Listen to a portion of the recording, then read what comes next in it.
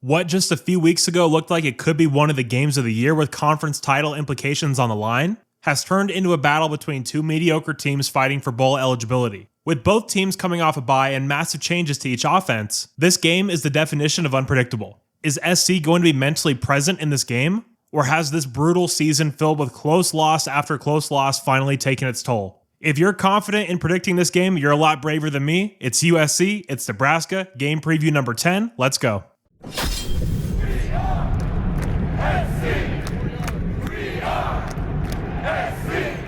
What's up, guys? My name is Gabe and welcome back to the Trojan Blade. Welcome back to a brand new video. This is the Nebraska game preview. Kind of feels like it's week one all over again. I literally have zero clue what to expect from SC this week. In terms of the matchup, I'm so excited for this one. I have seen this game twice in person, once back in 2006 and the Holiday Bowl in 2014. In terms of other Big Ten fan bases, Nebraska is by far my favorite. I've met so many Nebraska fans through this channel. Really just have so much respect for the history of the Cornhuskers and for their fan base. But of course, SC has never lost to Nebraska, and we obviously hope to keep that streak going this Saturday. But guys, before we jump into it, if you are enjoying the videos, please do leave a like and subscribe to the channel if you haven't already. We are closing in on 10K, which would be a massive milestone. I'm not part of a big network. I don't have high-up connections in the media. The fact that an independent fan channel has become the #1 YouTube USC community is pretty damn cool if you ask me. But yeah, appreciate y'all so much. Now let's meet the Huskers. Of course, we start off with the head coach. Matt Rhule is the head man in Lincoln. Now, Coach Rhule is a damn good football coach, a great culture guy. His team plays hard each and every week. I'm a big fan of what he stands for as a person and as a leader of men. I will say I do find it a little strange how long it took him to make a move with Satterfield as the OC. My dad actually grew up in McCook, Nebraska, before he moved out to California and ended up going to USC. So watching games with him, we tend to watch a lot of Nebraska football. And watching this Cornhusker offense this year has just been baffling. The offense doesn't really make sense. It's counterintuitive at times. I never really had a problem with the concepts that Satterfield was running. It's just the time and place he would call them just really didn't make a lot of sense. A change had to be made there, hence the appointment of Dana Holgorsen. Now, if you look at this from a 20,000 foot view, it looks kind of nuts. Matt Rhule hired this guy a week ago as an analyst, and he's now calling plays. It does come off as a bit of a panic move, but at the same time, a change had to be made. And this is as experienced a play caller you'll find. I don't expect a bunch of big changes to the actual playbook, but I do think that there will be an emphasis on a few different concepts.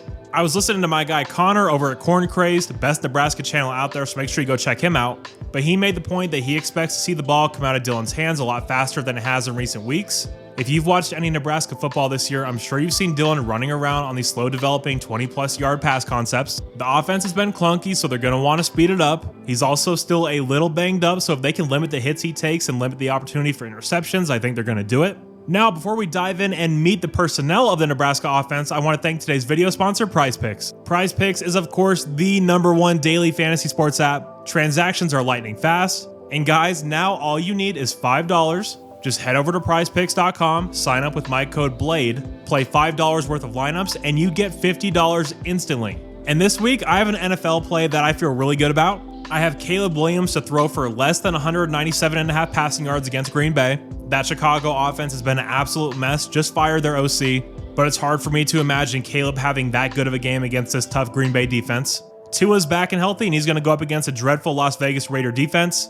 I think him throwing for more than 243.5 passing yards is pretty easy to see. And then, sadly, I have Jameis Winston of my Cleveland Browns throwing for less than 238.5 pass yards against the Saints. We're awful this year, one of the worst offenses I've ever seen in Cleveland, and that's saying something. So absolutely smash the less on that one. So yeah, again guys, play $5 and instantly get $50 in promo funds when you use my code BLADE. Thank you so much, PrizePicks. Now let's get back to the video.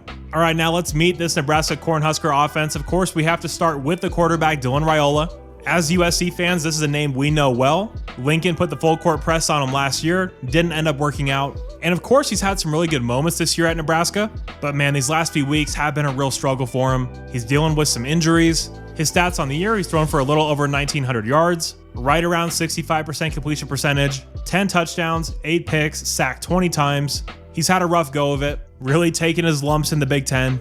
There's absolutely no denying the talent of Dylan Raiola. You see the arm strength, you see the power he can get on that ball.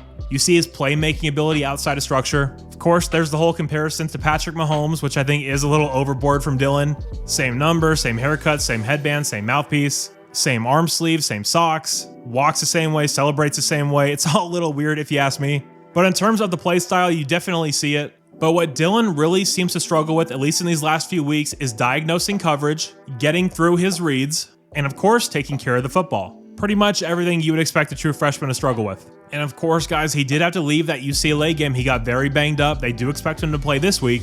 Maybe something changes and he isn't healthy enough to go. But as of now, I am operating with the information that Dylan Raiola is playing. So there's no way he's going to be pain-free in this game, which means he's going to be hesitant to get hit, which means that our pass rush has to get close to him. We have to hit him and hit him early, make it to where he's afraid of contact in the pocket, and if he starts to get jumpy, and if he starts to make panic decisions, our defensive backs have to make plays on the football. We all know our corners struggle with getting their head around.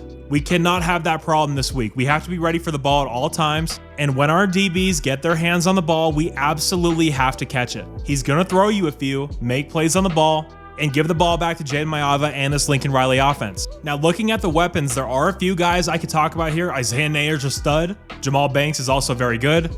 But the guy I'm most worried about against us is Ja'Cory Barney Jr. With the struggles our defense has had on fourth down, this is a guy you have to watch out for if Nebraska gets into that situation. He's Mr. Reliable. He's fantastic against man coverage. He's also very smart against zone coverage. He knows where the pockets are. He knows where to sit down. Great route runner, great hands. He can really do it all for you from the wide receiver position. This is the guy for me. Circle him, highlight him, do whatever we have to do. Do not let him beat you.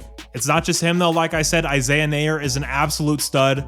Very explosive in the pass game. Have to watch out for him as well. But overall, for the Nebraska offense and the Trojan defense, it's going to come down to, can the USC pass rush get pressure on Dylan Raiola? We haven't really gotten pressure on anybody this year, so I don't know what would change where it magically just starts happening. But if the question is, what is the one thing USC has to do to guarantee a win in this game? It's get to Dylan Raiola, hit him, make him uncomfortable, get his ass on the ground to make him scared to hang in that pocket. Now, flipping over to the Nebraska defense, this is the 13th ranked run defense in the country, and they come in 51st in pass defense. So obviously, what have we been saying for the last month with this USC football team? Run the damn ball. We've been wanting to see it for weeks. We haven't seen it. Washington was the obvious game where their run defense is suspect. They're not loading the box, so run the ball. Of course we didn't. I don't know what got into Lincoln Riley's head with that. So should we expect him to change in this one? I don't think so. With Jaden Maiava being in there now, it makes even more sense to run the ball, which of course, when something is clear and obvious and you think Lincoln Riley should do it, he usually just does the complete opposite. I will say if Jaden Maiava has 50 pass attempts like Miller Moss did last week against Washington, or 2 weeks ago because of the bye, I don't think we're going to win this game. We need to run the ball against this Nebraska defense, and I think we can run the ball against this defense. This Nebraska team is ranked very high in run defense, and kudos to them, but this is not the same Nebraska defense that we saw earlier in the year. I think USC can have success keeping the ball on the ground against this team. Now, of course, the need to run the ball so much will completely flip if Jaden Maiava can unlock this vertical passing game. Because if he can come in and take the top off right away, those defensive backs are going to drop back, those linebackers are going to line up 1 or 2 steps back, and then in theory, we should be able to run the ball then. You see, with Miller Moss, we had to run the ball to set up the pass. But if Jaden Maiava can come in and sling it, and then we can run the ball off of that, that's a complete game changer.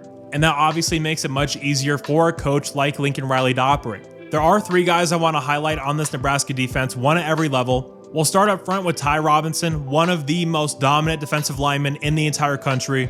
I am very worried about the interior of the offensive line going up against this guy, especially if he lines up on the right side of our offensive line, going up against Alani Noah. Maybe they line him up a little bit outside and have him go up against Mason Murphy. I am very concerned about that matchup. This guy is an absolute monster inside. The only guy that can match up with him with strength is Emmanuel Pregnon. So I would look for them to primarily have him going up against Alani Noah, against Mason Murphy, maybe against Jonah Monheim. Because as good as Jonah is, he has proven to struggle with those big bull rushers this year. You saw him getting absolutely flattened against Michigan. So that could be a problem for us. Moving back to the linebackers, John Bullock is one of my favorite players in the entire country. He's always around the ball, very smart player, very physical, really a complete linebacker. You'll be seeing plenty of him.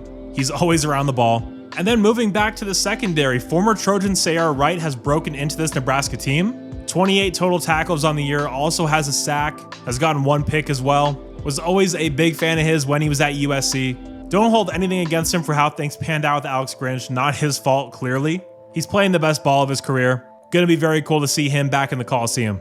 I do want to mention special teams very briefly here as well. Talk to any Nebraska fan, they'll tell you that their special teams is an absolute travesty. From the long snapper to the kicker, everything outside of their punter is a disaster. So if this is the week for SC to make some big plays on special teams, this is it. All right, guys, now let's get into G's keys, and then we'll get into the score predictions. Key number 1 for the offense, we just talked about it, run the ball. Let's get Woody going, let's get Quentin going. Let's actually give Quentin the ball this week. Quite simply, he needs more carries. So does Woody, and Quentin's carries should not come at the expense of Woody getting the ball, but they both need the ball more. And key number 2 is play for Jaden. This is a young quarterback making his first start at USC, obviously not his first start in his career, but still play for him. Catch the ball when it hits you in the hands. Maybe make some of those tougher catches if the ball isn't right on the money. If you're the O-line, protect him. Don't let him get hit by any blindside rushers. Help out your quarterback, and that goes for Lincoln Riley too. Lincoln put Miller Moss in a really bad spot time and time again this year. Let's not do the same thing to Jaden. Flipping over to the defense, we talked about it. Hit Dylan Raiola. He's going to be hurting. He's probably sore. Hit him, make him feel whatever part of his body that's banged up, and make him tentative to stand in the pocket. And then key number 2, take your chances. Raiola is the definition of a gunslinger. Try to jump some routes here and there. If the ball hits you in the hands, catch the damn ball. He can be loose with the ball in the pocket. If we do get pressure, try to swat that ball out, try to get a strip sack. This is a guy that you can get turnovers against. But yeah, guys, those are my keys. Now let's talk about the score predictions. At the time of recording, USC is an 8.5-point favorite over Nebraska. That has dropped. I saw it at 9.5 a few days ago. I would not recommend betting on this game. I feel like nobody really has a clue what the hell's going to happen. It's so unpredictable. It should be a ton of fun to watch. We're obviously going to be in the throwback unis. That has to give us a little bit of a push, you would think. But there is no world where I pick USC to cover 8.5. Not a chance. I do have SC winning. I do think some more points are going to be scored than I thought a few days ago. I'm feeling more and more confident about this USC offense. So I'm going to say SC wins it 30-28, but man, I do not feel good about it. As always, I do want to hear your score predictions. Please let me know down below. Also, let me know if you're betting on this game. Again, no chance in hell I would do that. And of course, guys, if you did enjoy this game preview, please do leave a like and subscribe to the channel if you haven't already. Thank you guys so much for all the support. You're all awesome. And as always, take care and fight on. Beat the Cornhuskers.